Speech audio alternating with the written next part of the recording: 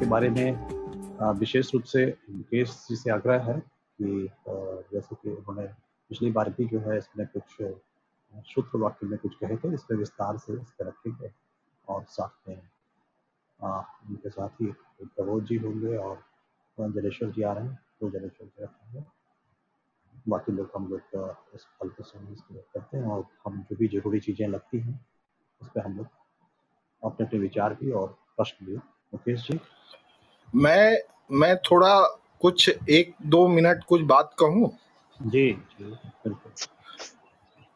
तो मुकेश जी अपनी बात शुरू करें, उसमें थोड़ा सा मैं ये एडिशनल कुछ चीज़ें ये ऐड करना चाहूँगा कि सोवियत रूस के विभाजन के बाद जो पश्चिम पहले बहुत सारी अपने सिस्टम में और लोकतंत्र में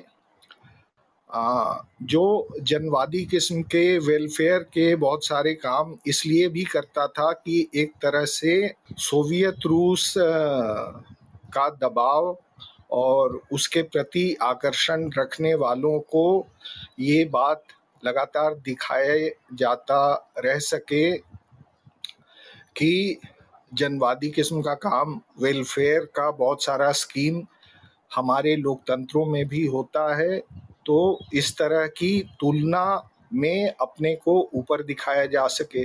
सोवियत रूस के विघटन के बाद ये सारी चीज़ें एक तरीके से जैसे उन समाजों में भी धीरे धीरे कम होना शुरू हुई। नियो लिबरल सिस्टम जिस तरह से अपनी घुसपैठ बनाता रहा और एक ऐसा वक्त आया कि पुराने किस्म की इन सभी संस्थाओं से समाजों का बड़े पैमाने पे मोहभंग होना शुरू हुआ। और फिर जैसा हम रूस में देखते हैं, टर्की में देखते हैं, दूसरे देशों में, तो दूसरे देशों में ये जो खास तरह की लोकतांत्रिक तानाशाहियां शुरू हुई, हमारे देश में भी कुछ उसी का एक संस्करण फिलहाल हम एक्सपीरियंस कर रहे हैं। तो ये तानाशाही की जो हमने पिछले हफ्ते बात की थी और बीच का बहुत सारा स्पेस, वो चाहे पिनोशे हो, फ्रांको की कंटिन्यूटी हो दूसरे देशों में, उसके बारे में एक समझ हमारी थोड़ी बनी। अब नई इन स्थितियों में ये जो नई तानाशाहियां हैं जिन्होंने पुराने सिस्टम को लिटरली कुछ मजाक जैसा, समाज के किसी काम का नहीं और इसे कचरे के डब्बे में डाल दिया जाए, कि बड़े पैमाने पे एक इमोशनल समझ बनाई है, उसको लोगों के साथ बड़े पैमाने पे लोगों के बीच उसको स्थापित किया है। तो उसकी रोशनी में भी ये तानाशाहियां कैसे काम कर रही हैं, उसका तंत्र किन विचारधाराओं पे और किन अवधारणाओं पे ठीक ठीक चल रहा है, वो सब भी हम थोड़ा समझ सकें तो अच्छा रहेगा। बस इतना ही, शुक्रिया। जी जी। और शशि जी, मैं समझता हूँ कि आपने पिछली बार बहुत अच्छे नोट्स बनाए थे और उसको हमने वितरित तो कर दिया है। आज भी आप जो है इसको काम को जारी रखेंगे शशि जी? जी जी जी जी, तो ठीक है, हम लोग मुकेश जी शुरू करते हैं। मैं प्रमोद जी ने बिल्कुल सही बात शुरू में ही उठा दी है और उसी के साथ लिंक करते हुए मैंने जो बात पिछली बार भी कही थी कि जो बुर्जुआ रिपब्लिक है और बुर्जुआ संसदीय व्यवस्था है और जो एक किस्म से ऐतिहासिक रूप से पूंजीवादी व्यवस्था की सबसे स्वाभाविक फॉर्म रही है स्टेट में, उसका आधार पूंजीवाद में होने वाली खुली होड़ था। विभिन्न पूंजीपतियों के बीच खुली होड़ है। कोई एक पूरे बाजार को कंट्रोल नहीं करता, तो कोई एक या उसके कुछ हिस्से जैसे बाजार को कंट्रोल नहीं करते, वैसे ही वो उसकी राजनीतिक व्यवस्था को भी कंट्रोल नहीं करते। लेकिन जहां से उसमें इजारेदारी पैदा होती है, वहां से ये संभावना पैदा होती है, और उनके लिए जरूरत पैदा होती है। और खास तौर पर अगर हम ये बाद के ही समय को देखें जिसकी प्रमोद जी ने बात की, तो निश्चित रूप से 1945 के बाद एक कारण था, एक सोवियत संघ और अन्य समाजवादी देशों के साथ जो पूंजीवाद का,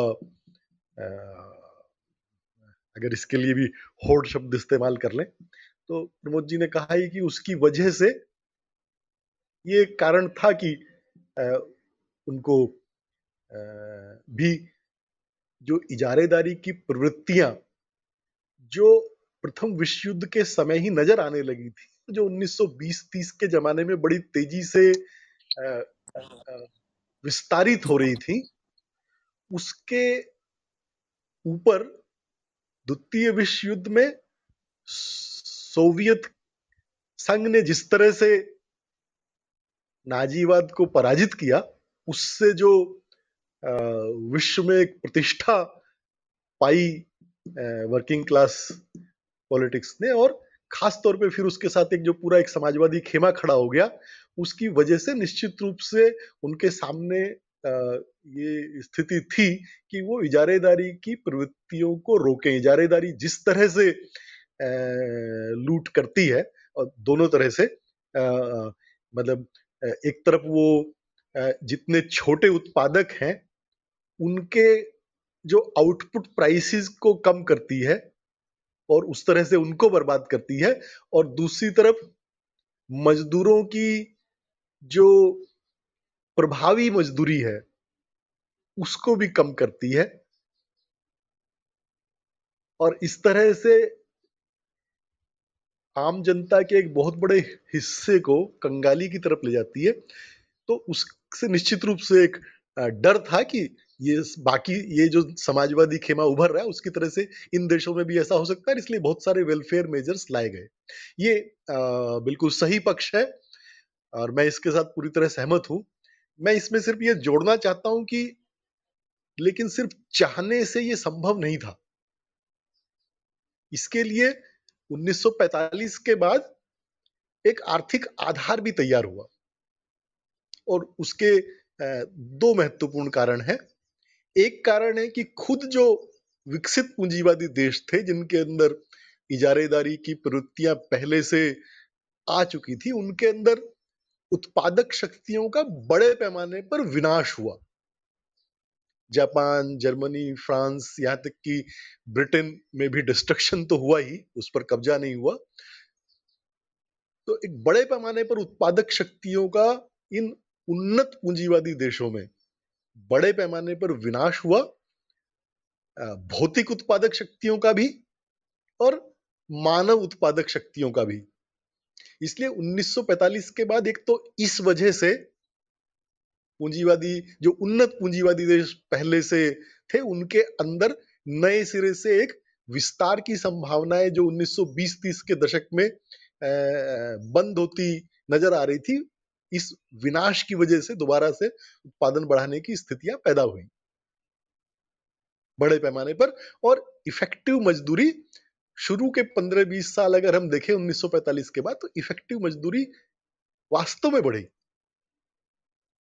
और दूसरा वजह थी कि जो पूरी दुनिया के पैमाने पर जो अविकसित देश थे, जो अभी तक औपनिवेशिक शासन के जुए में थे, उन्होंने भी आजाद होके मूलतः दो चार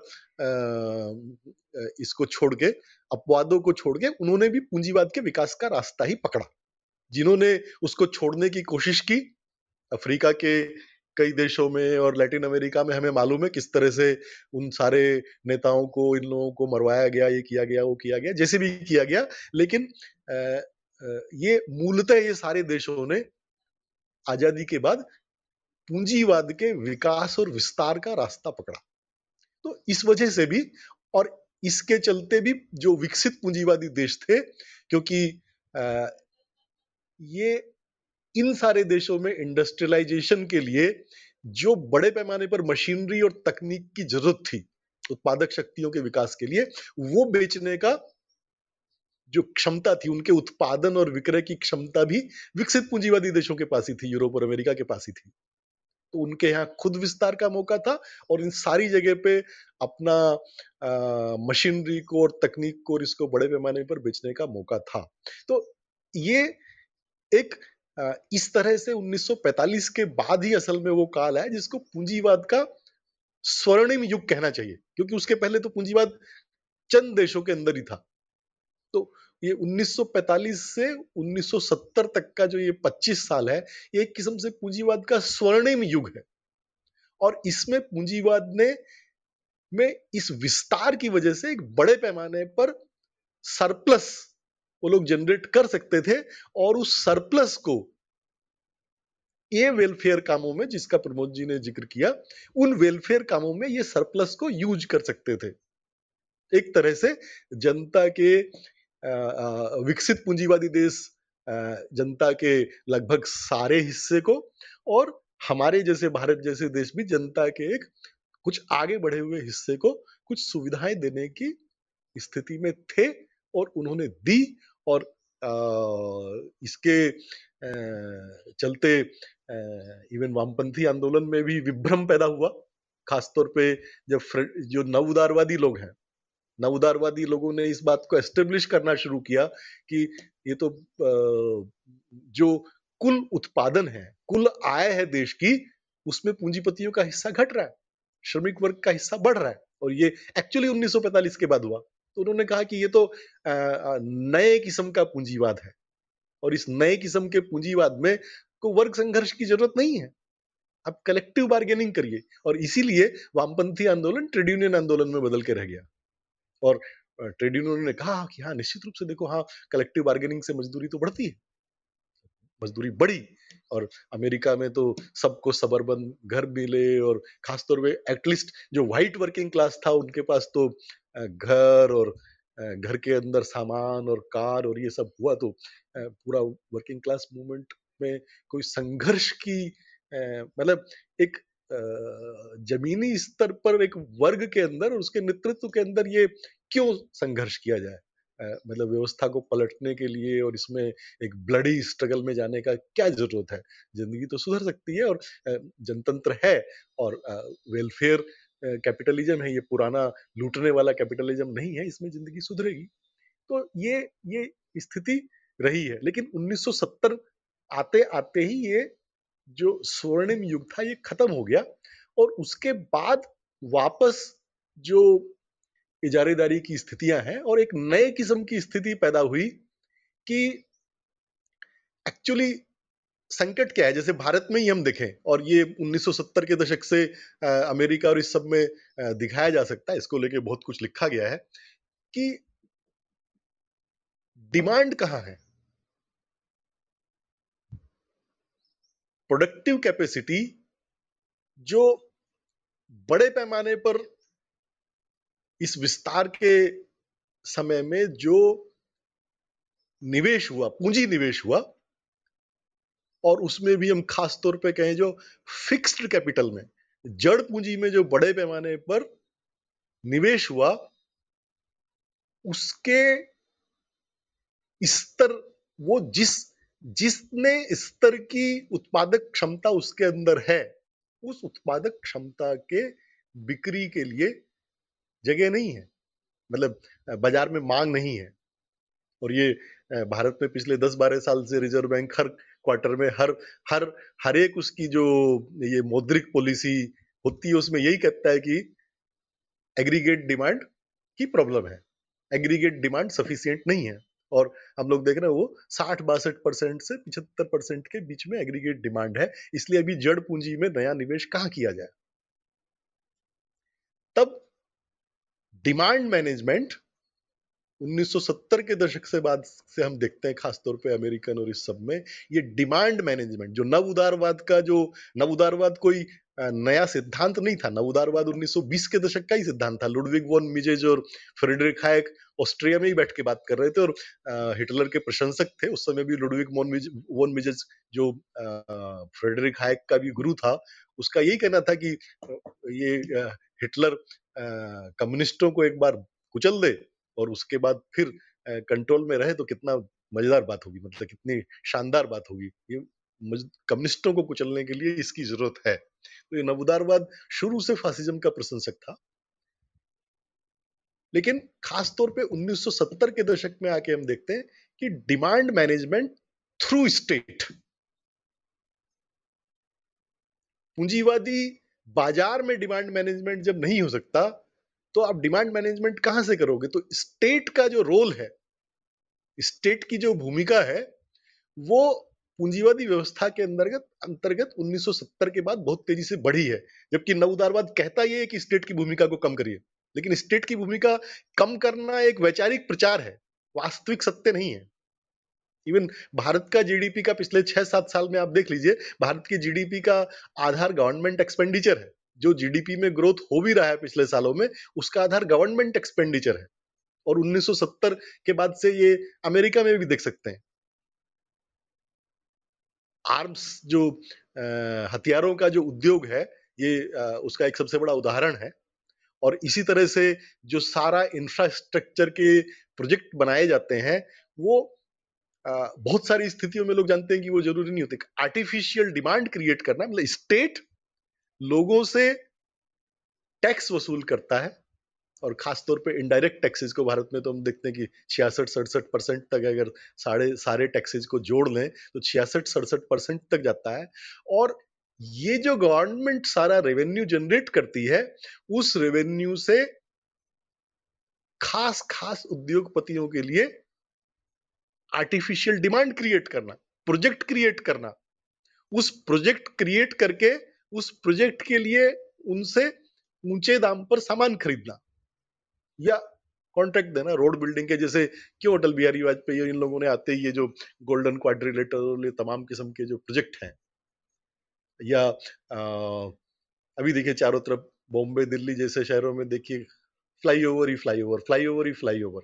उनको सबको पता है कि आपने रोड की समस्या निपटानी है तो पब्लिक ट्रांसपोर्ट को मजबूत करना चाहिए, लेकिन पब्लिक ट्रांसपोर्ट में वो प्रॉफिट नहीं है। तो आपको पब्लिक ट्रांसपोर्ट को खत्म करके आप कहते हो कि रोड चौड़ी करो, फ्लाईओवर बनाओ, ये बनाओ, वो बनाओ, क्योंकि कारों को बढ़ाते जाना। एक्चुअली ये रोड की प्रॉब्लम सोल्व नहीं करता है, बल्कि रोड की प्रॉब्लम को और बढ़ाता है फ्लाईओवर। ठीक है, क्योंकि आप पब्लिक ट्रांसपोर्ट को पहले नष्ट करते हो। खैर, उसके बात में हम नहीं जाएंगे। मेन बात है कि ये स्टेट और मोनोपोली पूंजीपतियों के बीच में के मोनोपोली पूंजीपतियों को जब बाजार से मुनाफा नहीं हो पा रहा है, तो स्टेट उनके लिए मुनाफा क्रिएट कर रहा है। तो इसलिए स्टेट के बीच में और कुछ खास पूंजीपतियों के बीच में ये जो जिसको क्रोनी कैपिटलिज्म भी हम लोग कह देते हैं, लेकिन मतलब क्रोनी कैपिटलिज्म से ऐसा लगता है कि जैसे इसके बगैर कोई कैपिटलिज्म हो सकता है, लेकिन इसके बगैर आज की स्थिति में कोई कैपिटलिज्म पॉसिबल ही नहीं है। नॉर्मल बाजार की प्रतियोगिता में और बिक्री में मुनाफा की जो दर है कुल पूंजी पर, वो इतनी कम हो गई है क्योंकि उत्पादन का 65%, अगर उत्पादक क्षमता का 90%, 95%, 98% बिक पाए तो खूब मुनाफा होगा। लेकिन अगर उतनी ही फिक्स्ड कैपिटल पे आप 65%, 70% ही बेच पा रहे हैं, तो आपके लिए वो सरप्लस और प्रॉफिट होगा नहीं।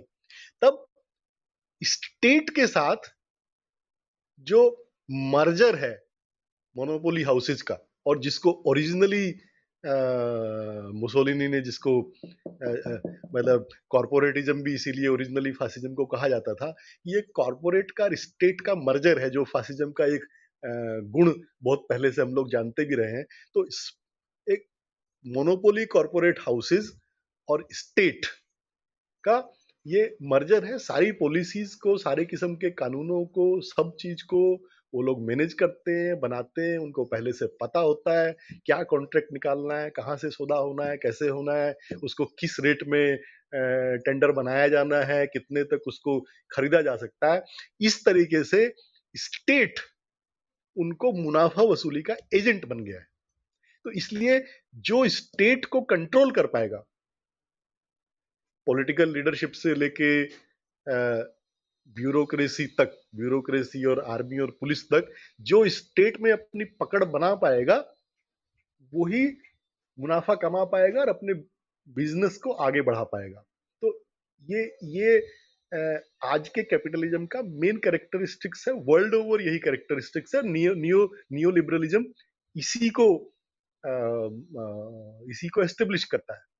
और इसीलिए नियो लिबरलिज्म के जो बड़े बड़े ये लोग थे, अर्थशास्त्री थे, वो सबसे पहले पिनोशे के ही सलाहकार बन के चिली में जाके इसका एक्सपेरिमेंट किया गया था, और उसके बाद फिर ये बाकी पूरी दुनिया में आया है। और इसीलिए मैं कहता हूँ कि ये आज के टाइम में ये पॉलिटिकल इकोनॉमी में जहां से नेसेसिटी है स्टेट को कंट्रोल करने की, वो यहां से पैदा होती है। और ये इसका पूंजीवाद के अंदर समाधान वही है जो सेकेंड वर्ल्ड वार या फर्स्ट वर्ल्ड वार में था, कि अगर हम लोग ये कल्पना करें कि कोई बुर्जुआ रिपब्लिक इसके बाद वापस आ सकती है, तो उसी स्थिति में वापस आ सकती है अगर बड़े पैमाने पर कुछ विनाश का, विध्वंस का कार्य हो। मैं तो कम से कम इसी एक स्थिति में कल्पना कर सकता हूं कि पुराने किस्म का बुर्जुआ रिपब्लिक वापस आए, तो उसके लिए एक वही वार जैसा एक बड़ा 30-40-50% प्रोडक्टिव कैपेसिटी को बर्बाद कर दे, बड़े पैमाने पर करोड़ों करोड़ों में लोगों को हत्या की जाए, तो उसके बाद जो एक समाज बनेगा निर्माण करने के लिए, विस्तार करने के लिए, वही उसी में शायद बुर्जुआ रिपब्लिक वापस हो सकता है।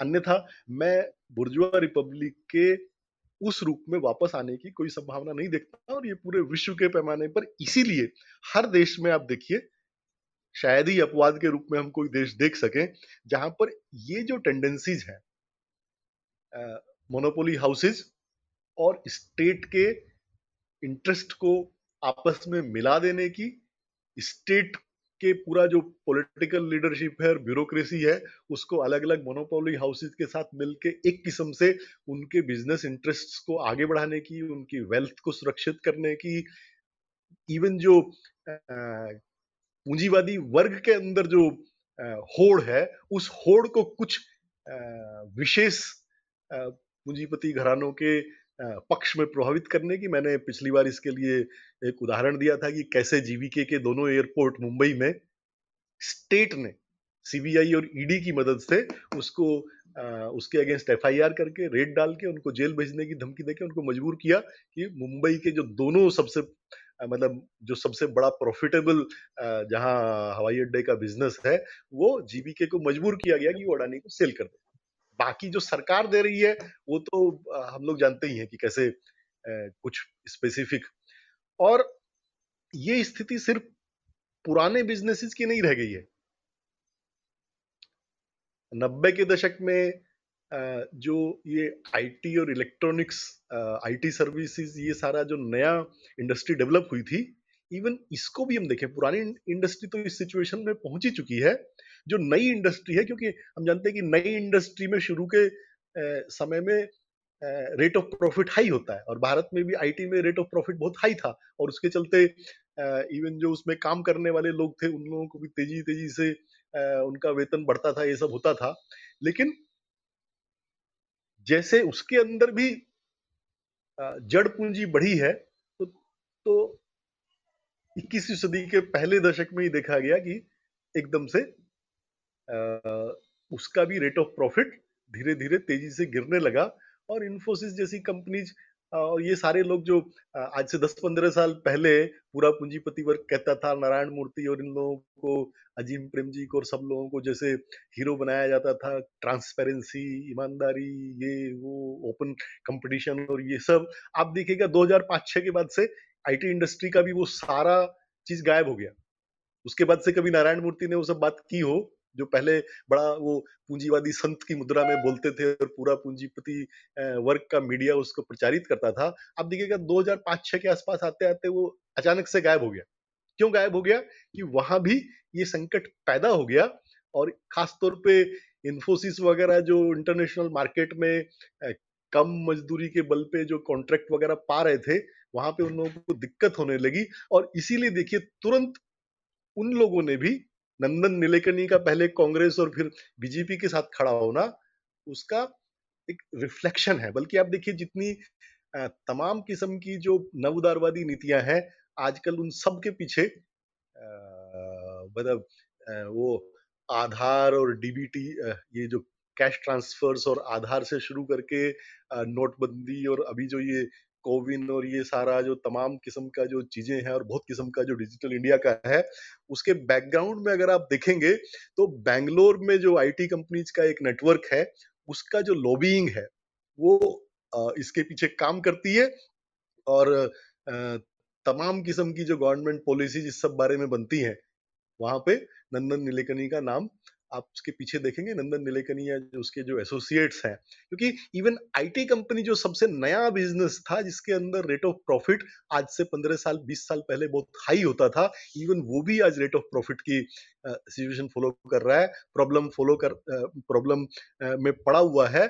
और वो आईटी इंडस्ट्री का जो तमाम पूंजीपति है, वो भी अभी 2-3 महीने पहले अजीम प्रेमजी, जिनका लोग बड़ा नाम लेते हैं, वो खुद आरएसएस के एक ऑनलाइन उसमें मोहन भागवत के साथ मुख्य वक्ता थे, ठीक है। और अजीम प्रेम जी ने ही मतलब असम का एनआरसी का 5 साल का ये कॉन्ट्रैक्ट लिया था, पूरा विप्रो के उस पे हुआ।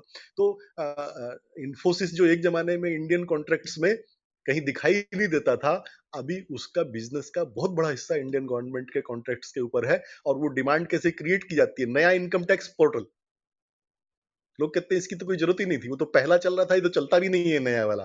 वो भी नंदन नीलेकनी को ने ही मैनेज किया है। आर्टिफिशियल डिमांड क्रिएट करना, प्रोजेक्ट बनाना और प्रोजेक्ट को लेना, जीएसटी से लेके इनकम टैक्स पोर्टल तक सभी देखिए। और बहुत सारे उदाहरण दिए जा सकते हैं कि कैसे ये सब कंपनीज भी अभी गवर्नमेंट कॉन्ट्रैक्ट्स के पीछे है, क्योंकि असली प्रॉफिट उनको वहीं से आ रहा है। बाकी जो कैपिटलिस्ट क्लास का जो प्रोजेक्ट्स है, उसमें जो रेट है, उतना ही सर्विसेज के लिए जो रेट है, हर बार जब भी कॉन्ट्रैक्ट रिन्यू होता है तो रेट कम हो जाता है। बल्कि अभी तो ज्यादातर कॉन्ट्रैक्ट इस किस्म से होने वाले लगे हैं कि तुम्हारे प्रोजेक्ट से कितना प्रॉफिट होगा, तो उस प्रॉफिट के हिसाब से तुमको कॉन्ट्रैक्ट का पेमेंट होगा। तो आईटी इंडस्ट्री की ये हालत है कि इवन ये सबसे नई इंडस्ट्री भी इतने ही 2-3 दशक के अंदर ही वो पुराने पूंजीवाद की सारी समस्याओं के गर्त में पड़ चुकी है, और उसके अंदर भी मोनोपोलाइजेशन एक्सट्रीम लेवल तक पहुंच गया है। तो इस सिचुएशन में राजनीति के क्षेत्र में भी वो पुराना पूंजीवादी रिपब्लिक, खुली होड़ वाली संसदीय व्यवस्था आज संभव नहीं है। और आरएसएस बीजेपी तो फासिस्ट पार्टी है ही, जो पार्टियां सीधे सीधे फासिस्ट पार्टियां नहीं हैं, वो भी सत्ता में होने पर उसके जो ये पॉलिटिकल कल्चरल फील्ड में जो फासिज्म है, जो गुंडागर्दी है, ये है, वो उनके पास वो कैडर नहीं होते हुए भी, वो विचारधारा नहीं होते हुए भी, अगर सरकार की नीतियों के तौर पे देखें तो हम उनको किसी को भी, किसी भी गवर्नमेंट को, ये जो अथॉरिटेरियन टेंडेंसीज हैं, फासिस्ट हम उनको नहीं कह सकते क्योंकि वो दूसरा हिस्सा उनके पास नहीं है, लेकिन ये जो अथॉरिटेरियन टेंडेंसीज हैं, इकोनॉमी के फील्ड में जो नियो लिबरल पॉलिसीज हैं, और बाकी जो पॉलिटिकल उसमें जो अथॉरिटेरियन टेंडेंसीज हैं, जितने जिस किस्म के कानून लाना और ये सब करना लोकतांत्रिक स्पेस को कम करने के लिए, उसमें हम देखते हैं कि वो बीजेपी से ये सब पार्टियों में कोई फर्क नहीं रह जाता है। तो इसलिए मेरा सेंट्रल पॉइंट यही है कि हमें आज फासिज्म से अगर लड़ना है तो वो बुर्जुआ रिपब्लिक में वापसी के आधार पर नहीं लड़ा जा सकता है, और नहीं लड़ा जा पा रहा है। मेरे ख्याल से हमें पिछले जो 20-30 साल का हम लोगों का अनुभव है, उससे हम लोगों ने ये कंक्लूड करना चाहिए कि मेरे कहने का मतलब ये नहीं है कि हमें शासन, मैं उस बात को नकार रहा हूं कि टेक्टिकली अलाइनमेंट्स नहीं होने चाहिए या शासक वर्ग के अंतर विरोधों का इस्तेमाल नहीं करना चाहिए। मैं उस बात को नकार नहीं रहा हूं, करना चाहिए, उससे सहमत होते हुए, लेकिन उसको करने के लिए भी एक एंटी फासिस्ट कोई इंडिपेंडेंट फोर्स, और जिसका जो कोर है, उसका कोर सिर्फ वर्किंग क्लास पॉलिटिक्स हो सकता है, वो कोर ही शासक वर्ग के अंतर विरोधों को प्रयोग कर सकता है। इंडिपेंडेंट एक कोर रहेगा। अगर यही पार्टियों के साथ, यही बुर्जुआ पार्टियों के साथ, यही चुनावी पार्टियों के साथ चुनावी गठजोड़ के आधार पर हम सोचें कि फांसीवाद से लड़ा जा सकता है या उनके अंतर्विरोधों का इस्तेमाल किया जा सकता है, तो मेरा बहुत विनम्रता से ये कहना है कि हम लोग पिछले 3 दशक को देख लें। असल में हम उनका उपयोग नहीं कर पाते हैं, उनके अंतर्विरोध का, वो हमारा उपयोग कर ले जाते हैं और हमारी ही ताकत उसमें खींचती जाती है, क्षरित होती जाती है। तो क्योंकि जो पुरानी कहावत है कि if you do not stand for anything you will fall for anything, तो हम किस चीज के लिए स्टैंड कर रहे हैं, ये एक और मैं इसके विस्तार में नहीं जाऊंगा, पिछली बार भी मैंने कुछ बातें कही थी, ज्यादा समय नहीं लूंगा, लेकिन हमारा एक इंडिपेंडेंट प्रो पीपुल आर्थिक नीतियों से लेके तमाम नीतियों को लेके हमारा एक प्रो पीपुल स्टैंड क्या है, उसके बेसिस पर, अगर एक कोर के बेसिस पर हम कोई ताकत खड़ी नहीं कर पाते, तो हम शासक वर्ग के अंतर विरोधों का कभी इस्तेमाल नहीं कर सकते। उसके लिए हमें ये करना पड़ेगा, और उसके लिए हमें वर्किंग क्लास के साथ साथ और कौन से वो तमाम तबके हैं जो उत्पीड़न के शिकार हैं, और उन उत्पीड़ित तबकों के मुक्ति की क्या आकांक्षाएं हैं। एक है मजदूर वर्ग का सवालों को सामने लाना, दूसरी बात है तमाम जो उत्पीड़ित तबके हैं समाज में, उन उत्पीड़ित तबकों की मुक्ति की जो आकांक्षाएं हैं, उन आकांक्षाओं को इस मजदूर वर्ग के सवालों के साथ जोड़ पाना, ये और वो सिर्फ मतलब सिर्फ कुछ रस्मी उससे नहीं होगा कि जय भीम लाल सलाम बोल दिया जाए, उससे नहीं होता है। और जनता उससे, असल में जनता इतनी मतलब भोली होती नहीं है कि वो उसको समझ नहीं पाए। वो क्या क्वेश्चंस हैं, वो क्या इश्यूज हैं जो ये तमाम उत्पीड़ित जनता, चाहे वो अल्पसंख्यक लोग हों, चाहे वो दलित हों, चाहे वो उत्पीड़ित राष्ट्रीयताएं हों, आदिवासी लोग हों, स्त्रियों के साथ जो तमाम किस्म का ये हो रहा है, ये जो और जो किसानों का जो एक बहुत बड़ा हिस्सा जिस तरीके से बर्बादी के कगार पर पहुंच रहा है, ये जो तमाम तबके हैं, इनकी जो आकांक्षाएं हैं, इनको मजदूर वर्ग की आकांक्षाओं के सवाल से जोड़कर अगर एक कोर फोर्स तैयार हो सकता है, तो वो निश्चित रूप से शासक वर्ग के अंतर विरोधों, उनके आपसी द्वंद्वों का भी टेक्टिकली इस्तेमाल कर सकता है उनके साथ, और जो संसदीय लड़ाई है, संसदीय संघर्ष है, उसका भी इस्तेमाल कर सकता है, लेकिन अपनी एक इंडिपेंडेंट एक कोर के बल पर। और वो कोर लेफ्ट मूवमेंट को ये सोचना पड़ेगा किस बेसिस पर, किस प्लेटफॉर्म के बेसिस पर।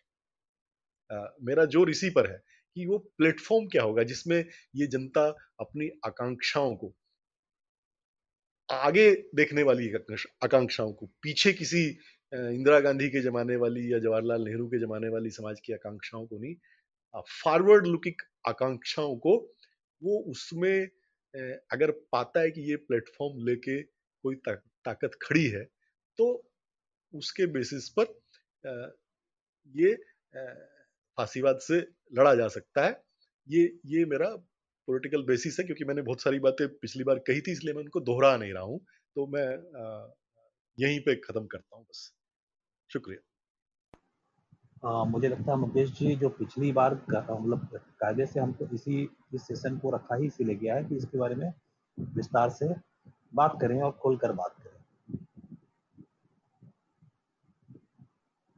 जो पिछली बार तो ऐतिहासिकता के उस पर बात कर रहे थे और फासिज्म को समझने के लिए, फासिज्म की चुनौतियां यहाँ पर आज जो हैं उससे निपटने के लिए हमको इंडिकेट करना है कि वो कौन कौन सी शक्तियां हो सकती हैं और वो कैसे उनसे इफेक्टिव तरीके से, मुकम्मल तरीके से, या क्या इस सिस्टम के बियॉन्ड जाकर ही उसको किया सकता है, या इस सिस्टम से ही लड़ा के अंदर ही उसको लड़ने की का हमें सोचना चाहिए, या कौन शक्तियाँ इस सिस्टम के अंदर से ही चीज़ों को देख मतलब सोच रही हैं कि करने दोनों तरफ से हो सकती हैं।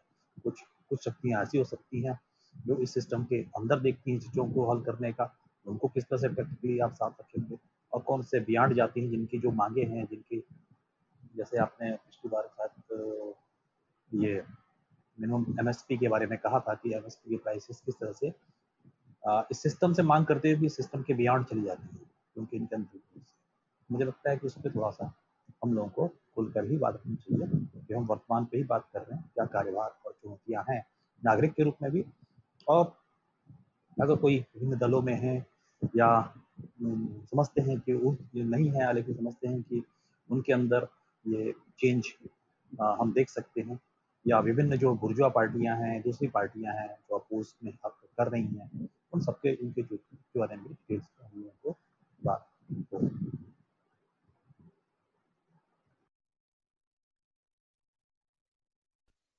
आप कह रहे हैं कि मैं और रखूं या दूसरे साथी हाँ, बोले और बाद में जरूरत लगेगी नहीं तो फिर? मैं समझता हूँ आप रखिए इस पे 5 मिनट और रखिए, खुलासा होती है। नहीं, मैं जैसे देखता हूँ आज के समय में जो पुरानी जो बहस है कि सिर्फ एक लेफ्ट फ्रंट हो कि यूनाइटेड फ्रंट हो कि पॉपुलर फ्रंट हो, एक बहस वो भी खड़ी होती है। मेरा कहना है कि वो एक माने में वो जो सारे फ्रंट हैं वो एक दूसरे के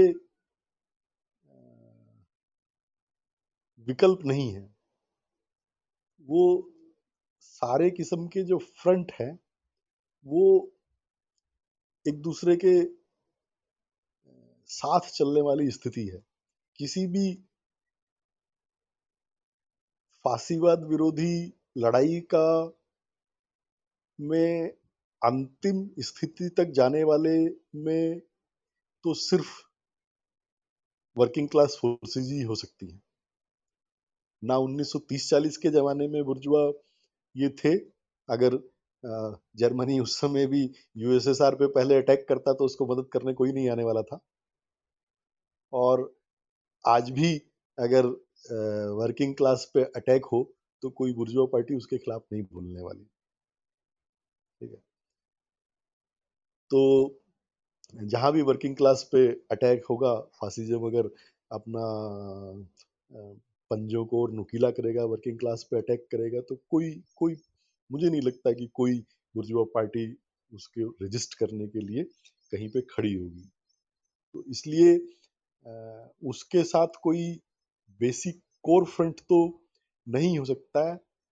जो फासीवाद के खिलाफ जो लड़ाई का कोर है वो तो वही ताकतें हो सकती हैं जो पूंजीवाद के भी खिलाफ है, क्योंकि ये आज के पूंजीवाद की एक इजारेदार पूंजी जब पूरी दुनिया में कब्जा कर चुकी है, उस समय में ये एक किस्म से आज के पूंजीवाद का बेसिक लक्षण के रूप में उभर रहा है। मतलब हर देश में पूंजीवाद कहीं धीमी गति से, कहीं तेज गति से, कहीं किसी रूप में, कहीं थोड़ा आगे पीछे होते हुए सबकी दिशा इधर ही है। ब्रिटेन, फ्रांस, जर्मनी और अमेरिका तक अगर हम देखें, सब जगह थोड़ा बहुत आगे पीछे करके दिशा यही है, इन्हीं चीजों को आगे बढ़ाया जा रहा है। भारत में जो चीजें 20 साल पहले हो रही थी वहां वो अब हो रही हैं, ऐसा कह सकते हैं। तो ये स्टेज का फर्क है। तो ये पूंजीवाद का ही एक आज के युग के पूंजीवाद का ही एक कैरेक्टरिस्टिक के रूप में फासिज्म किसी ना किसी रूप में दुनिया भर में में प्रकट हो रहा है, अभिव्यक्त हो रहा है। इसलिए उसके खिलाफ लड़ाई का जो मोर्चे का जो कोर है वो पूंजीवाद विरोधी शक्तियां ही हो सकती हैं। हाँ, इनका बाकी के साथ मैं ये नहीं कह रहा हूँ कि तुरंत कोई पूंजीवाद विरोधी समाजवादी क्रांति का नारा देने से फांसीवाद से लड़ाई होगी, मेरा कहना ये नहीं है। और ये जरूरी भी नहीं है कि फासिज्म से अगर हम सक्सेसफुली लड़े तो सीधे समाजवाद में पहुंच ही जाएं। बीच में और भी स्टेज हो सकती है, जैसे पूर्वी यूरोपीय देशों में पीपुल्स डेमोक्रेसी जाई, ऐसा कुछ हिस्सा दूसरी शक्तियां हो सकती है जो साथ में जुड़े। जैसे आपने कहा है कि किसानों का जो बर्बादी है उसमें सिर्फ आज की तारीख में जो छोटे और सीमांत किसान हैं वो तो पहले से ही बर्बादी की हालत में थे, लेकिन इवन आज की तारीख में जिस किस्म से ये इजारेदारी पूंजीवाद कृषि के क्षेत्र में घुसने की कोशिश कर रहा है, हम लोग देख रहे हैं कि यहाँ तक कि एक संपन्न किसानों का भी काफी बड़ा हिस्सा, संपन्न किसानों का खासतौर पे वो हिस्सा जो पूरी तरह पूंजीपति नहीं बन गया है, संपन्न किसानों का एक हिस्सा तो तमाम एग्रो इंडस्ट्रीज और कोऑपरेटिव बैंक्स और खाद का बिजनेस और ट्रैक्टर का बिजनेस और बाइक का बिजनेस और ये तमाम किस्म का बिजनेस जो जिला स्तर तक का बहुत सारा होता है, वो आप देखिएगा गांव गांव में एक दो इस किस्म के लोग हैं जो एक किस्म से छोटे मोटे पूंजीपति ही बन चुके हैं। उनको छोड़ के वो तो कॉर्पोरेट पूंजी आएगी तो उसके साथ उन लोगों का अलायंस हो जाएगा, क्योंकि कॉर्पोरेट पूंजीपति गांव में उसको किसी का अलायंस चाहिए होगा। तो जो पूंजीपति ही बन चुका है छोटा मोटा, वो तो उसके साथ अलायंस में आ जाएगा। लेकिन बाकी इवन जो तुलनात्मक रूप से संपन्न किसान हैं पंजाब, हरियाणा, पश्चिमी उत्तर प्रदेश और ये सब इलाकों के, वो लोग भी खुद को थ्रेटेंड महसूस कर रहे हैं। तो इसलिए ऐसी ऐसी कुछ शक्तियां वो जो एक किस्म से सीधे मजदूर वर्ग की शक्तियां नहीं है, वो थ्रेटेंड होने के कारण मोनोपोली पूंजीवाद के सामने वो कुछ दूर तक निश्चित रूप से हमारे साथ जाएंगी और उसको लेना चाहिए। इसलिए एक पीपुल्स डेमोक्रेसी जैसी चीज या ऐसी चीजें हो सकती हैं संक्रमणकालीन।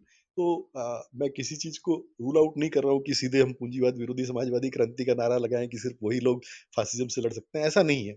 लेकिन इसका जो कोर है, अंतिम दम तक इससे लड़ने का जो जज्बा रख सकता है, वो सिर्फ वही ताकतें रख सकती है जो पूंजीवाद का व्यवस्था के बियॉन्ड जाने की सोचने वाली एक वर्किंग क्लास फोर्सेज है।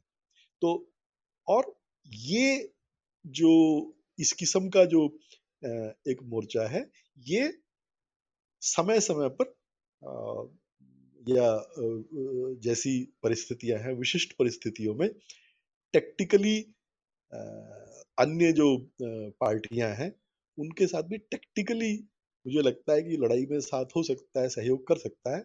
लेकिन कोई स्थायी मोर्चा, बल्कि ये सब पार्टियों में लड़ने की क्षमता कितनी है, तो अभी हम लोग देख ही रहे हैं उत्तर प्रदेश में जो पंचायत चुनाव है, तो कितना रेजिस्टेंस है। चुनाव तो उनका मतलब उनका जो अस्तित्व का आधार ही चुनाव है। तो ये सब चुनावी पार्टियों का जो अस्तित्व का आधार ही जो चुनाव है, अगर उस चुनाव के लिए वो लड़ने को तैयार नहीं है, उस चुनाव के लिए अगर वो अपनी पूरी ताकत लगाने के लिए तैयार नहीं है, तो जनसंघर्षों में उनसे पूरी ताकत झोंक देने की उम्मीद करना, ये मुझे लगता है कि रियलिस्टिक नहीं होगा। चुनाव के लिए भी वो लोग लड़ने को तैयार नहीं हो पा रहे हैं पूरी ताकत लगा के। महाराष्ट्र में देखिए क्या हो रहा है। महाराष्ट्र में बीजेपी को ठीक है सरकार से बाहर कर दिया गया, और लेकिन कांग्रेस कंटिन्यूअसली इस सरकार को अस्थिर करती रहती है, क्योंकि उसकी जो मानसिकता है कांग्रेस की, मतलब बीजेपी को सत्ता से बाहर रखा गया है एक अलायंस करके शिवसेना के साथ और एनसीपी के साथ। ये बात को महाराष्ट्र में कांग्रेस ही समझने को तैयार नहीं है। कंटिन्यूअसली कांग्रेस की तरफ से ही ऐसा कोई ना कोई बयान आता रहता है जिससे लगता है कि ये अलायंस टूटने वाला है। तो वो बीजेपी को जो रोकना है वो उनके लिए मतलब चुनावी राजनीति में, सत्ता की राजनीति में बीजेपी को रोकना भी उनके लिए प्राथमिकता नहीं है। तो वो फासिज्म के खिलाफ लड़ाई में वो मोर्चा बना के उनके साथ लड़ा जाता है। हाँ, टेक्टिकली लड़ाई हो सकती है, बहुत सारे आंदोलनों में, संघर्ष में सहयोग हो सकता है। और अगर फांसीवाद विरोधी सही मायने में वर्किंग क्लास का एक मोर्चा हो तो वो इन अंतर विरोधों का प्रयोग कर सकता है। लेकिन ये जो शक्तियां, जैसे किसानों के बारे में मैंने पिछली बार यही कहा था कि किसान आंदोलन की मांग जिस रूप में आई है 80 और 90 के दशक में का जो किसान आंदोलन था, उसके लिए एमएसपी एक नाइस टू हैव चीज थी। एमएसपी उसके लिए मुख्य मांग नहीं थी कभी भी, बल्कि 70 और 80 के दशक का जो किसान आंदोलन था, इवन 90 के शुरू तक का, वो एक्चुअली आप देखिए, अगर चरण सिंह के और शरद जोशी के और टिकैत के और नंजुंदैया के पुराने भाषणों को याद कीजिए, तो असल में वो इन्हीं कानूनों की मांग कर रहा था जो मोदी गवर्नमेंट लाई है। चरण सिंह और ये सारे लोग तो यही कहते थे कि किसान अपना जहां चाहे वहां क्यों नहीं बेच सकता है अपना माल, उसको सरकार को ही क्यों बेचना पड़ता है। वो तो बाजार में स्वतंत्रता चाहते थे किसानों के लिए, क्योंकि तब बड़े किसान छोटे किसानों का शोषण करके, और बाजार में मुख्य ताकत वही थे, वो सोचते थे कि बाजार में हम प्रॉफिट कमा सकते हैं। उनके लिए एमएसपी सिर्फ एक फॉल बैक ऑप्शन था कि अगर किसी साल बाजार गिर जाए तो एमएसपी पे हमारा सरकार खरीद ले, और सरकार उनका खरीद लेती थी ऐसे साल में। वो जो 6-7-8% उतना जो संपन्न किसान है उस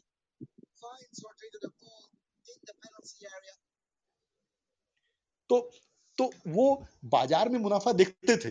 यहां तक कि 70 के दशक में तो 70 के दशक में मेरे याद है, मैं छोटा ही था, लेकिन गवर्नमेंट को लेवी लगानी पड़ी थी कि आप सरकार को बेचिए, और गवर्नमेंट को रेड करनी पड़ती थी किसानों के यहाँ कि तुम्हारे यहाँ गेहूं रखा है, तुम सरकार को बेच नहीं पड़ रहे हो। लेवी इम्पोज करनी पड़ी थी 70 के दशक में सरकार को। किसान नहीं बेचना चाहते थे क्योंकि बाजार में उनको आमतौर पे बाजार में कुछ महीने बाद महंगा बिक जाता था। फसल के टाइम में ठीक है, गेहूं मई में सस्ता रहेगा, और मई में सस्ता रहने से संपन्न किसानों को भी फायदा था। वो छोटे किसान का गांव में ही खरीद लेते थे सस्ते दाम पे, जिसको उन्होंने कर्ज दिया होता था और जिसको मजबूरी थी, जो गरज बेचा था। और सितंबर, अक्टूबर, नवंबर में आगे देखिए गेहूं का दाम एमएसपी से बहुत ऊपर चला जाता था और संपन्न किसान प्रॉफिट कमाते थे।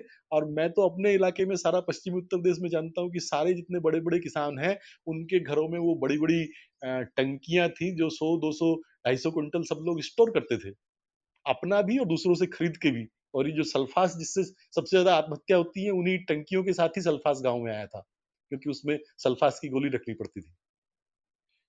इसलिए उस समय किसान आंदोलन की मांग ये नहीं थी।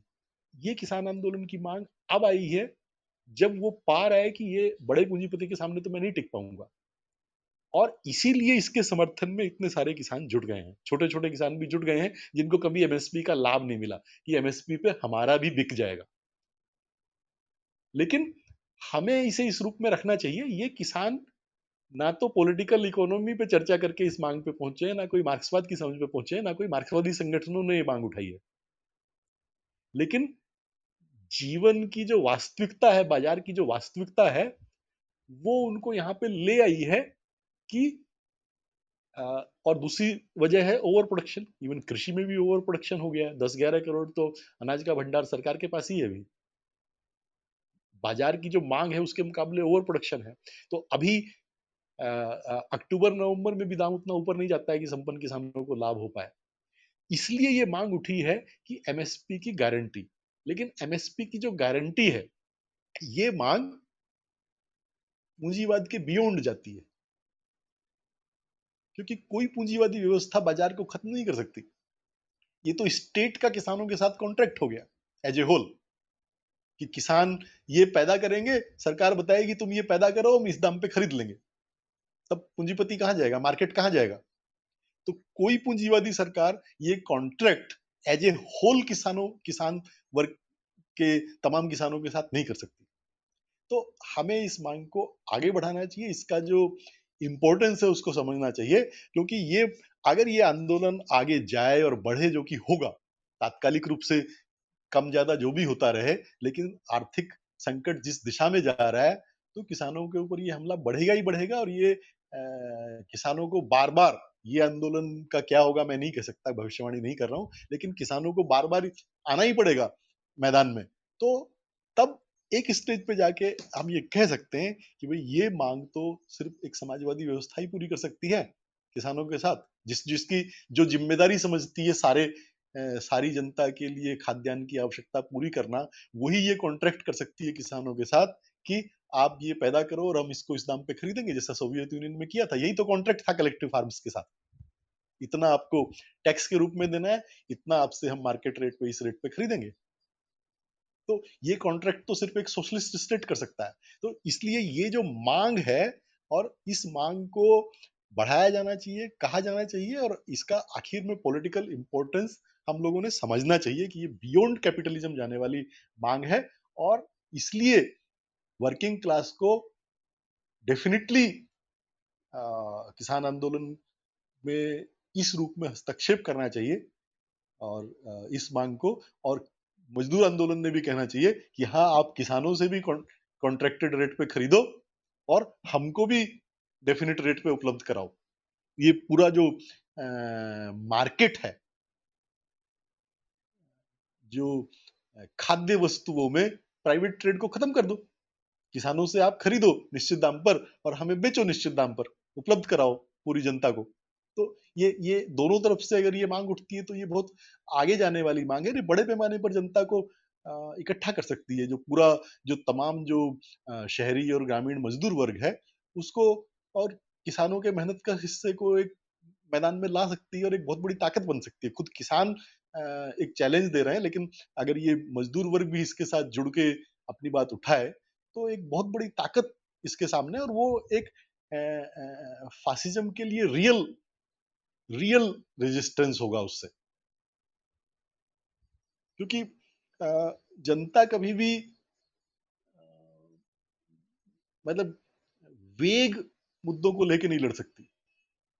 ठीक है, हम जनतंत्र होना चाहिए, जनवादी अधिकार होना चाहिए, ये सब तमाम चीजों को, सेकुलरिज्म होना चाहिए, भाईचारा होना चाहिए, ये सब तमाम कितनी भी चीजें हम कहते रहे, लेकिन भाईचारा होना चाहिए इस बात को लेके कोई आंदोलन जनसंघर्ष कैसे हो सकता है? भाईचारा होना चाहिए इस बात को लेके कोई जनसंघर्ष नहीं हो सकता।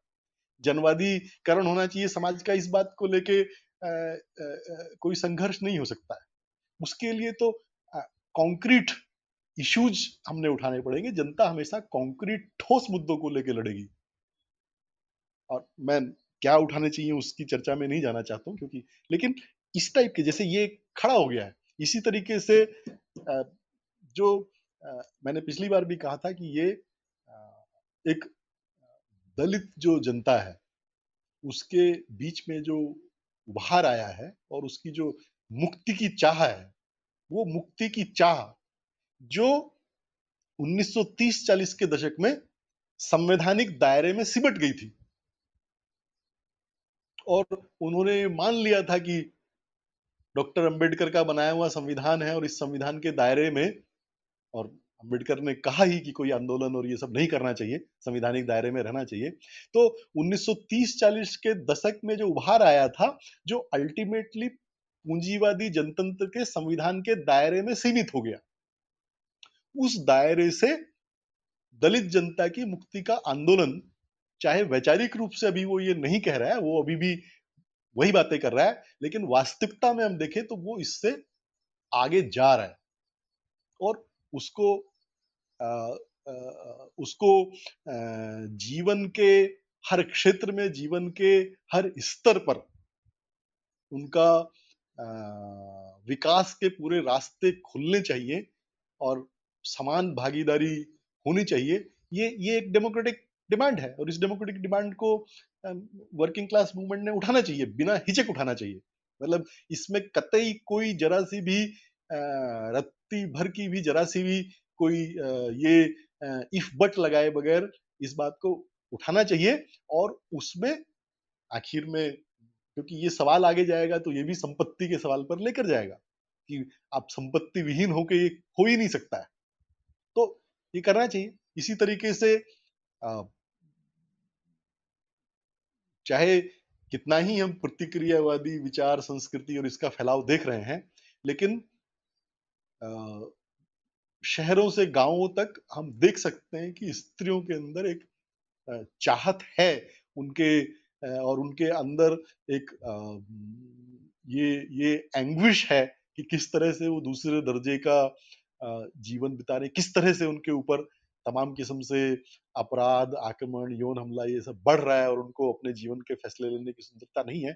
ये ये ये जो आकांक्षा है, ये जो मुक्ति की चाह है, ये स्पष्ट रूप में हम देख सकते हैं कि ये उभर रही है। और ये चीजों को आगे लाना और फिर जो तमाम जो अल्पसंख्यकों के सवाल हैं, उत्पीड़ित राष्ट्रीयताओं के सवाल हैं, ये सब सवालों को मैं कोई चार्टर और डिमांड की बात नहीं करना चाहता। वो हम लोग रोजगार का सवाल, शिक्षा का सवाल, स्वास्थ्य का सवाल, आवास का सवाल, ये सब सवाल सभी साथी जानते हैं, लंबे समय से आंदोलन में रहे हैं उनको भी, लेकिन कुछ नए किस्म से परिभाषित करना पड़ेगा, उठाना पड़ेगा, लेकिन इस बेसिस पर, और तब इसके साथ जोड़ के ये जो तमाम जो डेमोक्रेटिक डिमांड्स हैं, क्योंकि तो इनको क्योंकि डेमोक्रेटिक डिमांड अभी तक भी हम लोग कहते ही आए हैं, लेकिन उसको ये तमाम चीजों को कैसे एक प्लेटफॉर्म पे लाया जाए, इसके लिए बहस हम लोगों को छेड़नी चाहिए, लेफ्ट मूवमेंट में छेड़नी चाहिए, और इसको ये सोचे बगैर छेड़नी चाहिए कि हम में से कौन कौन किस किस पार्टी से और किस किस संगठन से जुड़ा हुआ है। ये बहस नीचे के स्तर से हर स्तर पर छेड़नी चाहिए, ताकि ऊपर तक ये जो तमाम जो एक सेक्टेरियन पॉलिटिक्स की वजह से हम लोग बटे हुए हैं, ये इसको तोड़ने के लिए मुझे नहीं लगता है कि ये पहलकदमी ऊपर से होगी। ये पहलकदमी नीचे से होगी, और ये हमें करनी चाहिए, और इसको फोर्स करना चाहिए सभी समूहों के नेतृत्व को कि आप इसमें सेक्टेरियन आउटलुक लेके कैसे चल सकते हो। अगर आप सेक्टेरियन आउटलुक लेके चल रहे हो, तब आप एंटी फासिस्ट नहीं हो सकते।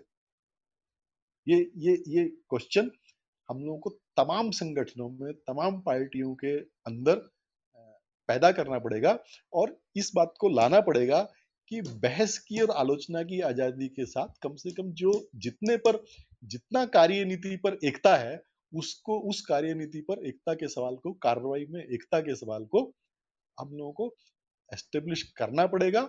और इसके लिए ये जो दायरे हैं, सेक्टेरियन दायरे हमारे पूरे आंदोलन के बीच में जो बन गए हैं, इनको तोड़ने के लिए ये बहस को हर प्लेटफॉर्म पर, हर फोरम पे हम लोगों को उठाना चाहिए।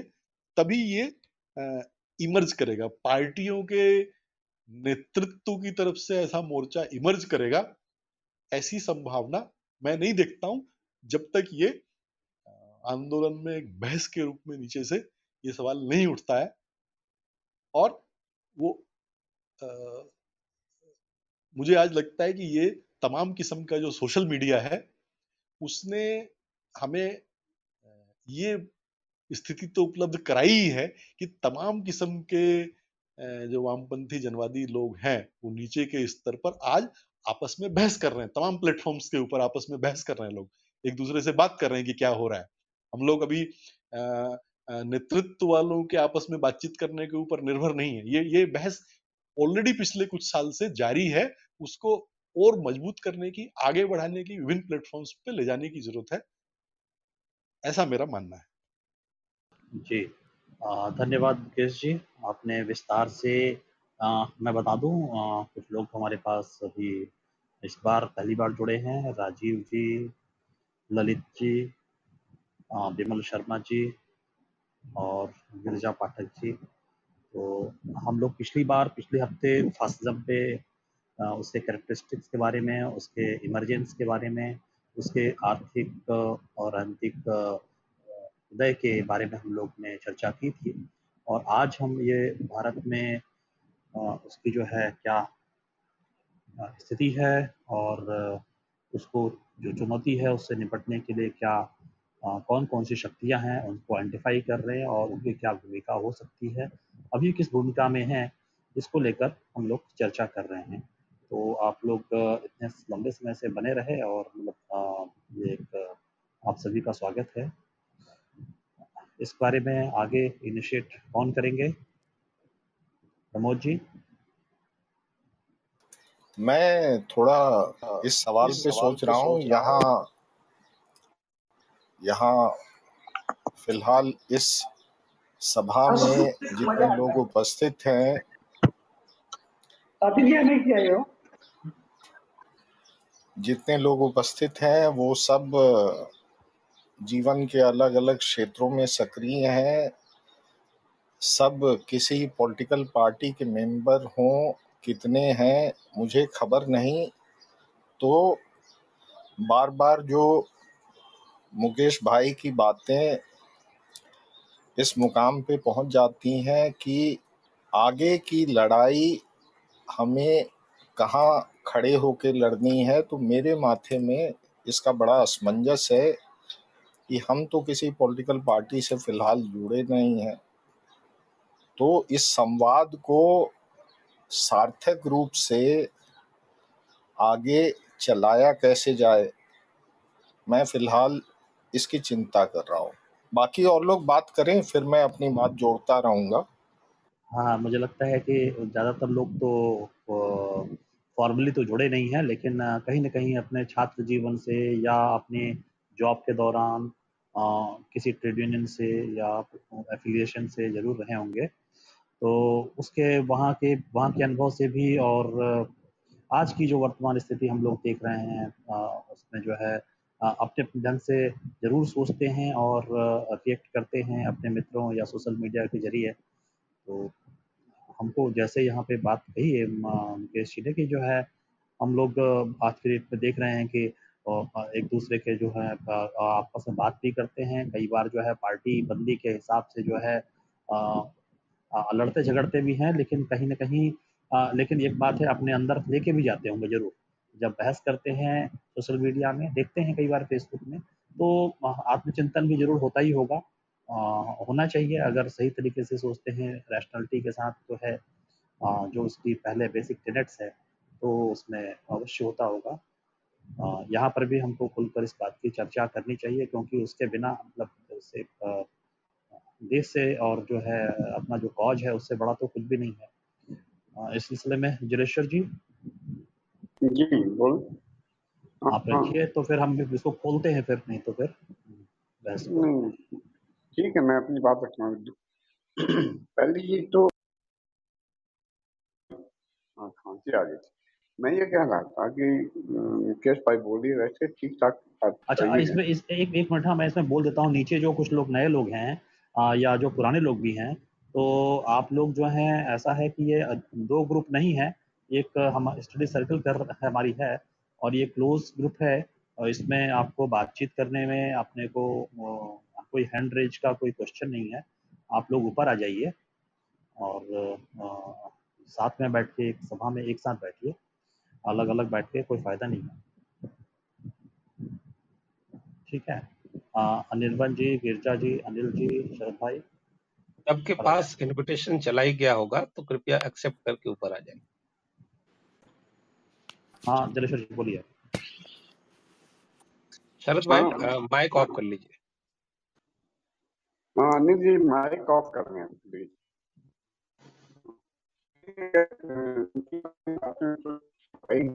देखिए लक्ष्यों पिछले हफ्ते बात हुई है।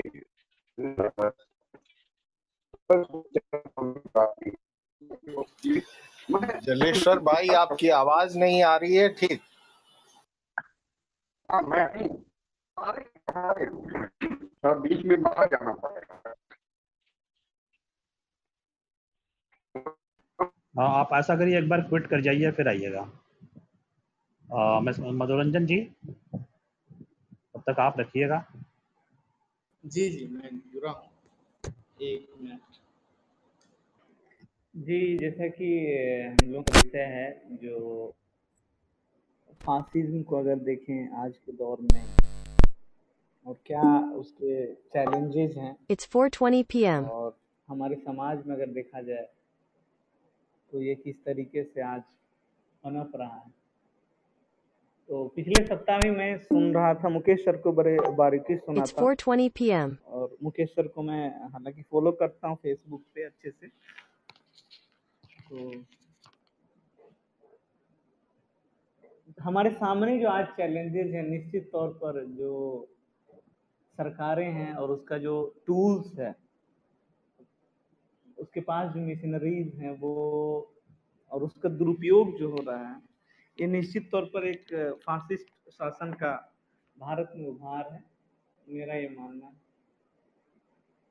और मैं जहाँ तक देखता हूँ सोशल साइट्स के माध्यम से ये अपनी जड़ों को और मजबूत कर रहा है, लगातार मजबूत कर रहा है। और सबसे बड़ी बात है, जो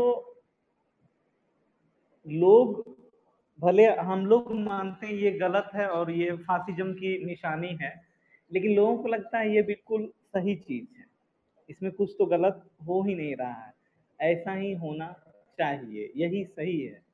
और उनको दिलासा दिला दिया जाता है या उनको भरोसा दिला दिया जाता है ये चीज सही है। हर एक गलत चीज को इस तरीके से जस्टिफाई कर दिया जा रहा है जो मैं अवाक रह जाता हूँ, हैरान रह जाता हूँ। जो उसका काउंटर करने का सोचता भी हूँ तो बहस करते करते मतलब इस तरीके से होता है जो अंतिम में आप सोचते हैं छोड़ दें। जैसे मैं देख रहा हूँ, अभी आप देखेंगे जो पेट्रोल डीजल की कीमतें 100 की कब की पार कर चुकी है, और उस पर कोई बोले तो वही हाल रहेगा जो सीधा कहेंगे भाई पिछली अब तो सिगुफा नया छोड़ दिया है, पिछली सरकार ने वो जो बॉन्ड था उसके तहत जो है कर्ज बढ़ा दिया था। तो व्हाट्सएप में तमाम तरह के मैसेज आ जाते हैं तुरंत, और उनको आईटी सेल या जो भी कह लीजिए उनके जो मिशनरीज हैं वो तैयार करने वाले लोग हैं, मीडिया के थ्रू आके मंत्री कह बैठती हैं, और लोग जो है बहुत हद तक उस मामले से दूर हट जाते हैं। जबकि आपको याद होगा अभी गैस सिलेंडर का दाम बढ़ा, आज ही संयोग से मैं गैस सिलेंडर ब्लैक से खरीद के लाया हूँ और 1000 से ज्यादा कीमत देना पड़ा, क्योंकि मैं जहाँ भी रह रहा हूँ वहाँ मेरा घर नहीं है, मतलब मैं घर से दूर हूँ, और मतलब कि ब्लैक से ही लेना पड़ा। और मैं हैरान हूँ, मैं वहाँ क्या बोलूँ, मेरे समझ से परे।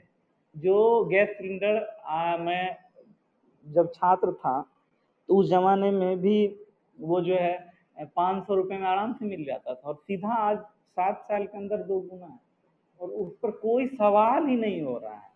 और जबकि ये सवाल ना होना भी फासिज्म की एक निशानी है अगर देखा जाए। फिर चीजों को देखेंगे तो जब कभी बातें उठकर आती हैं, जैसे अभी किसान वाला मुद्दा हुआ, हालांकि पिछले सप्ताह मुकेश सर ने समझाया था, जो किसान भी बहुत हद तक फासिस्ट के सहयोगी रहे हैं, और थोड़ा बहुत जो है मैं इससे सहमत भी हूँ। जो कई बार जो समृद्ध किसान है या जो समझदार नहीं है, वो मजदूरों की अपेक्षा किसान भी जो है फासिस्टों के साथ ही चले जाते हैं। लेकिन इस बार जब किसान का आंदोलन हुआ तो गांव में भी मैं देखा जो किसान या तो इससे कोई मतलब नहीं रख रहे हैं या उस समाचार से जुड़ भी नहीं रहे हैं। और खासतौर पर मैं बिहार की बात कर रहा हूँ, बिहार में ये कानून 2005-06 से ही लागू है, अगर आपको मालूम होगा, ये तीनों जो हैं कानून। और मंडी तो बिहार में लगभग पूरा जो है कोई है ही नहीं, देखेंगे मंडी मतलब कि खत्म ही है, और जो भी है वो पूरी तरीके से खुलेआम बेच सकते हैं जो भी अनाज है। और किसान को कोई मतलब नहीं है, जो हमारे साल आज से 15 साल पहले भी जो गलत हुआ उसका आज भी विरोध करें, या एक होता है जो वक्त आ गया है जो भाई कोई तो बता रहा है, तो नैरेटिव जो सेट कर दिया जा रहा है टीवी के माध्यम से, लोग उसी को सच मान लेते हैं। और बाकी मैं देख रहा हूं अभी के दौर में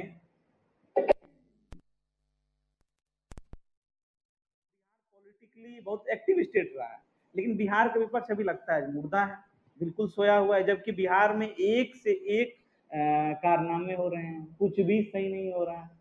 पर्टिकुलरली मैं बिहार की बात करूं, अब देख लेंगे जो सरसों का तेल जो खाने के लिए बेहद जरूरी चीज है, हर जगह लगभग 200 पार कर चुका है, उस पर कोई नहीं बात करना चाह रहा। और विपक्ष का एक भी नेता, चाहे बड़े नेता देखिए राहुल गांधी कभी कभार ट्विटर से बोल रहे हैं, लेकिन सड़क पे मैंने उनको कभी नहीं देखा जो सड़क पे आए बात करें। जब विपक्ष का नेता नहीं आएगा तो छात्र कहाँ से आएंगे, उनके पीछे छात्र या युवा जो है वो कहाँ से आएंगे, सपोर्ट तो चाहिए। और उस चीज को लेकर मैं बड़ा ही अचंभित हूँ, जो भाई कौन लीड करेगा। और फासिज्म जो है वो निरंतर बढ़ ही रहा है, वो घट नहीं रहा है, क्योंकि घटेगा तब ना जब हम काउंटर करेंगे। काउंटर तो कुछ कर ही नहीं रहे हैं। और सबसे बड़ी बात है, समाज में जब कुछ हो तो हमारे पास एक स्थापित नैरेटिव है, मुसलमान मुस्लिम मुस्लिम करने लग जाते हैं, नहीं है तो पाकिस्तान है। और ये सारी चीजें हो रही हैं, खुलेआम हो रही हैं, लोग को समझा भी दीजिए, लेकिन वो इस तरीके से होता है जो कभी कोई एयर स्ट्राइक हो जाए, कुछ हो जाए, उसके बात ही नहीं होता है। राफेल डील में आप देख लीजिए, जो पूरी तरीके से मैंने देखा, जो भारत खरीदा, और भारत में ये जांच का विषय नहीं रहा, तुरंत जांच खत्म कर दिया गया। और निश्चित तौर पर फ्रांस को इस डील से फायदा नहीं, चाहे फ्रांस की कंपनी को, चाहे फ्रांस की सरकार को फायदा पहुंचा, वहां ये जांच का विषय है, और भारत में ये सब जांच का विषय है ही नहीं। तो इन चीजों को जब देखते हैं, और यहाँ का लोग जो ट्विटर भी देख लेते हैं, ट्विटर पे थोड़ा बहुत विरोध होता है, कुछ लोग हैं ट्विटर पे, हालांकि मैं देखता हूँ ट्विटर पे जो ये खासतौर पे दिलीप मंडल लोग जैसे लोग हैं, वो लोग बहुत मजबूती के साथ प्रतिरोध दर्ज कराते हैं, मैं लगातार देखता हूँ। लेकिन बाकी जो कांग्रेस का विंग है वो कभी उतना एक्टिव नहीं हो पाता है।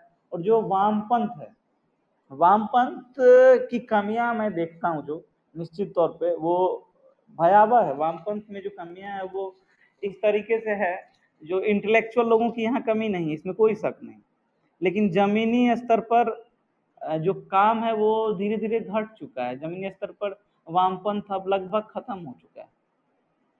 बिहार में हालांकि इस बार वामपंथ थोड़ा पुनर्जीवित हुआ है, खासतौर पर अगर चुनाव के माध्यम से देखा जाए, जो बहुत हद तक विधानसभा में कुछ लोग चुने गए हैं, लेकिन जो संघर्ष की लड़ाई थी वो सड़क पर नहीं के बराबर दिख रही है।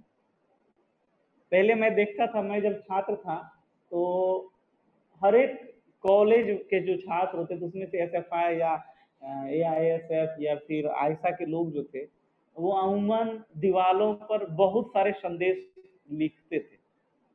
ज्यादा नहीं, मैं आज से 10 साल की बात बता रहा हूँ, और मैं देखता था तभी, हालांकि उतनी मेरी समझ भी नहीं थी, लेकिन मैं उनके नारों को देखता था, लिखा हुआ रहता था, और उनके जो संदेश रहते थे बहुत स्पष्ट रहते थे। निश्चित तौर पर ये तो जरूर था जो लोगों को आकर्षित करता था, और थोड़ी बहुत समझ लोग को सोचने के लिए मजबूर करता था। लेकिन मैं तो आजकल वो भी नहीं देख पा रहा हूँ। चाहे इसकी समस्या जो हो, मैं भी इसका हिस्सा हूँ, तो मैं भी इसके लिए जिम्मेदार हूँ, इसमें कोई शक नहीं है। लेकिन मैं इन सब चीजों को जब देखता हूँ तो निश्चित तौर पर सोचता हूँ, और कई बार मेरी स्थिति बस कुछ न कर पाने की रहती है। देखता हूँ तो, और कुछ न कर पाने की स्थिति को मैं क्या बोलूँ, इसको बयां भी नहीं कर सकता।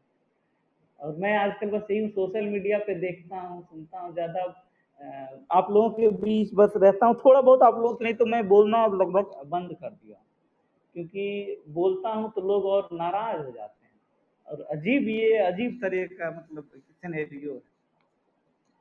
तो आप लोग हमसे बहुत बड़े बड़े लोग हैं, और निश्चित तौर पर हमसे ज़्यादा अनुभवी हैं, तो मैं आप लोगों को सुनता हूँ तो देखता हूँ, उम्मीद तो रहती है, और उम्मीद हमेशा रहेगी।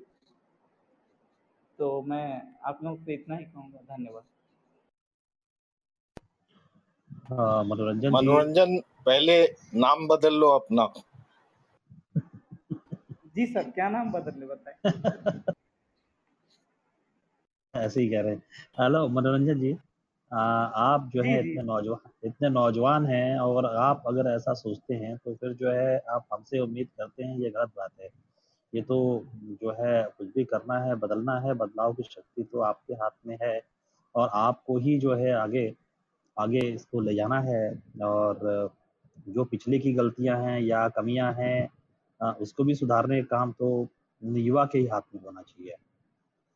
हम तो उसमें केवल एक दिशा दे सकते हैं, उससे तो अधिक नहीं है। तो इसके साथ जलेश्वर जी, अगर आपका ठीक हो गया हो तो आप बोलिए। हाँ, मैं तैयार हूँ। जी हाँ, मैं तैयार हूँ। मैं पिछली बात नहीं दोहराऊंगा, पिछली बार ये सारी बातें हो ही गई। जो बात मुकेश भाई ने कही उसमें भी थोड़ा सा उसी में आगे बढ़ाना चाहता हूँ, क्योंकि बात अब इस हिंदुस्तान पर होनी चाहिए कि क्या हिंदुस्तान में फासिज्म है तो कैसा है, और वो लड़ेगा तो कौन लड़ेगा। जिन शक्तियों की बात मुकेश भाई कह रहे थे वो तो हकीकत है कि लड़ना उनको ही चाहिए, लेकिन दिक्कत यह है कि वो माने तो सही कि हिंदुस्तान में फासिज्म आया है। अभी तक जिन शक्तियों को लड़ना चाहिए या इस बात पर आगे बढ़ना चाहिए, इस पर एक स्ट्रेटेजिकल कार्य योजना बनानी चाहिए, मुझे नहीं लगता कि उन्होंने इसकी गंभीरता को समझ पाया है। उनको शायद लगता है कि फासिज्म कुछ बंदूक लेके आएगा तो गोला चलाएगा तब कहेंगे हम कि हाँ फासिज्म आ गया। मैं नाम नहीं लूंगा, एक पार्टी के वरिष्ठ महासचिव ने कहा था कि ये फासिज्म अभी नहीं आया है ना। उनको अभी भी लग रहा है कि यहाँ एक ऐसा षड्यंत्र डेमोक्रेसी है, लेकिन वो भूल जा रहे हैं कि दिन ब दिन जो डेमोक्रेटिक इंस्टीट्यूशन है उसको खत्म किया। अब वो उम्मीद कर रहे हैं कि फौज आएगी और या फिर हिटलर आएगा और संसद में आग लगाएगा, तो हर बार फासिस्ट आग नहीं लगाएगा ना। एक बार लगा दिया क्या है, अब तो उसको जरूरत भी नहीं आग लगाने। क्योंकि देखिए मैं आपको बता रहा हूँ, पेंडेमिक कभी कभी फासिज्म के लिए कितना रास्ता आसान कर देता है। हंगरी में देखिए फासिज्म को और तेजी से लाने में पेंडेमिक का बड़ा योगदान। हिंदुस्तान में देखिए मास्क न पहनने पर जुर्माना वसूल करके करोड़ों रुपए सरकार कमा ले रही है ना। तो फासिज्म के लिए तो बहुत मुफीद माहौल। दिक्कत है हमारे अपने लोग समझे तो सही कि पहले फासिज्म आया। एक तो उन्होंने अपने आप को कैरेक्टराइज नहीं किया कि भारत में फासिज्म का स्वरूप कैसा है। अगर धीरे धीरे गौर करते तो इनके सामने उदाहरण असल में ये हमारे यहाँ है कि ये मान के सकते हैं कि जो 1975 में जो संसद के साथ हुआ था या चुनाव या इमरजेंसी डिक्री हुई थी, उसको लेके उस टाइप का कोई चीज यहाँ फिर आएगा तो हम मानेंगे। लेकिन वो भूल जा रहे हैं कि अब ऐसा कुछ नहीं है, अब ऐसा कुछ नहीं होने वाला। वो सारे धड़कन हो जाएंगे करेंगे जो डेमोक्रेटिक रास्ते से हो रहे हैं। आप देखिए रोज बरोज नए अधिसूचनाएं जारी हो रही हैं, है ना। तरह तरह के कानून बदले जा रहे हैं और उसमें कोई विरोध नहीं हो, पता भी नहीं चल रहा कि सब क्या हो रहा है। तो एक चीज तो ये कि उन वर्गों की पहचान करनी पड़ेगी, उन चीजों को पहचान कर पड़ेगी। देखिए पहले 1933 के बाद जो फासिज्म जर्मनी या मुसोलिनी मजबूत हुआ था 1945 तक, उसके लड़ने की एक वजह ये भी थी, जैसे मुकेश भाई कहे तो बिल्कुल सही है, स्टालिनग्राड तक पहुंचने तक, स्टालिनग्राड तक जब तक जर्मन फौजें जाती रही, जब तक वहां उनकी हार नहीं हुई, तब तक किसी पूंजीवादी देश ने उसकी न तो निंदा की न उसको रोकने की पूरी कोशिश की। उनको लग रहा था कि बस अब मॉस्को तक कब्जा और काम खत्म, बोल्शेविज्म कम्युनिज्म गायब। ऐसा हुआ नहीं। इत्तेफाकन यह होगा कि लड़ने के लिए रेड आर्मी नहीं लड़ी और वो हुआ नहीं। तो मजबूरन में उनका जो अपना कंट्राडिक्शन था हिटलर और मुसोलिनी के साथ, उसकी वजह से ये एलाइड में शामिल हुए, एलाइड फोर्सेस में, और उसकी वजह से क्योंकि उनके ऊपर बनाई। अब बताइए, ये तो उस समय के बाद था, उसमें युद्ध का जमाना था। तो एक आप गौर करेंगे उस दौर में यूरोप को अगर आप देखें, यूरोप के समाज को अगर आप देखें, तो एक जिसको कहते हैं कि बड़ा मोर्चा बनाना, फासिज्म विरोधी व्यापक गोलबंदी ज्यादा आसान थी, क्योंकि आबादी के लगभग पॉपुलेशन के 90% लोग उस फासिज्म के शिकार हुए।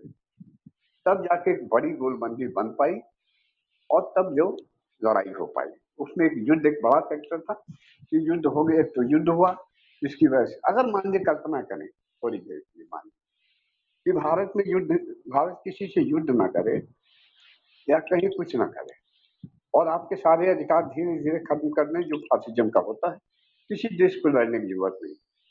तो कौन ये फासिज्म नहीं है क्या कोई जरूरी है कि वो पाकिस्तान को पर कब्जा कर ले, लड़ेगा तब हम कहेंगे पाकिस्तान।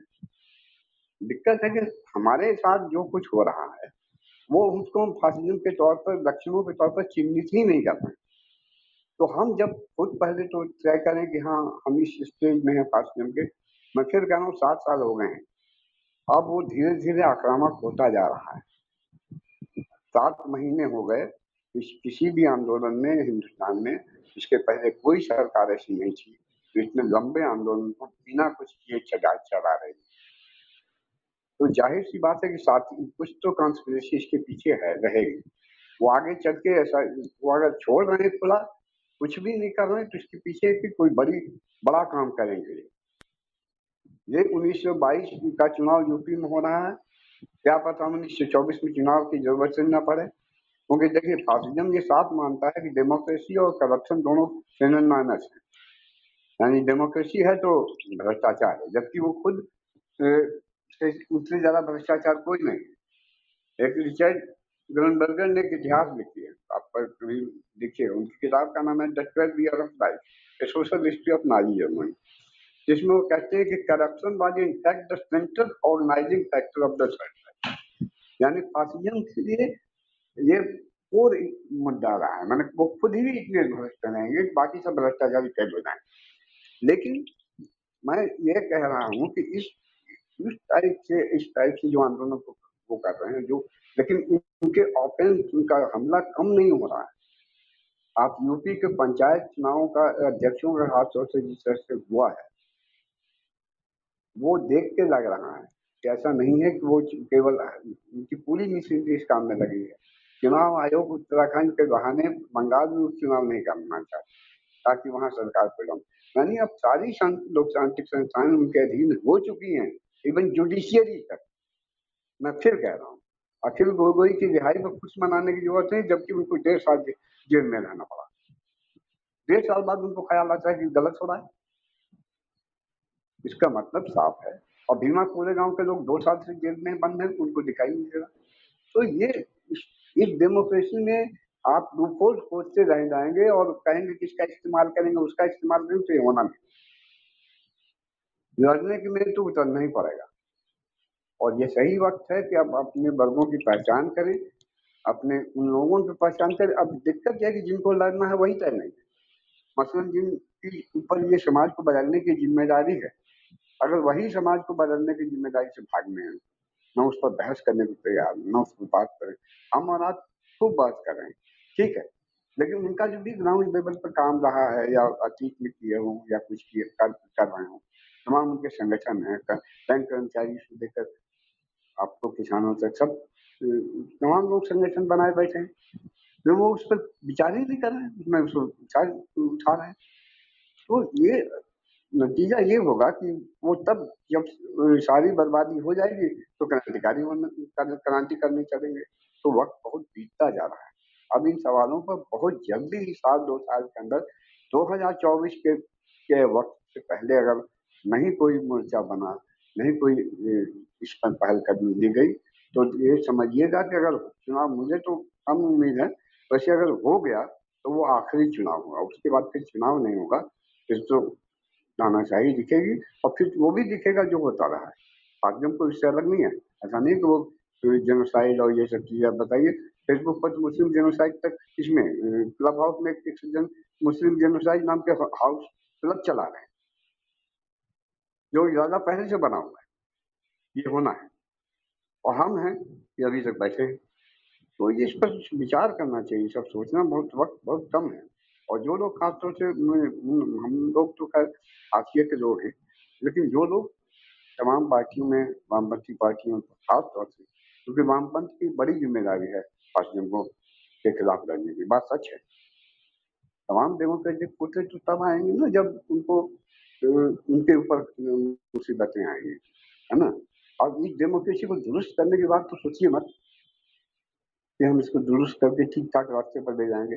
वो इसी तरह का है, वो इसी काम का है, इसी लायक है। तो लड़ेगा वही जिसको बेहतर दुनिया बनानी, बेहतर समाज बनाना। इस समाज में पैच लगा के तो नहीं चलेगा ना, तो उनको आगे आना पड़ेगा। जो लोग हैं उनके साथ जुड़े हुए, वो अपने यहाँ इन बातों को रखें, इन पर बहस चलाएं, अपने नेताओं से सवाल करें।